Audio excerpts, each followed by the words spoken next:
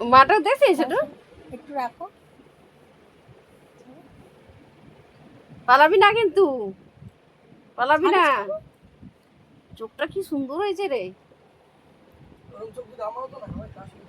হুম।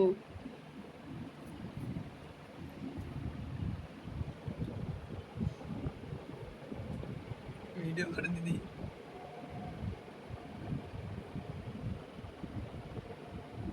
তিনটে নিয়ে আসলে ভিডিও করতে পারতি একদম ফ্যামিলি ট্যুর সমেত। কি সুন্দর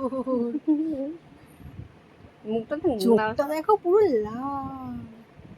চোখটা তো মনে হচ্ছে কি বড় হয়ে গেছে।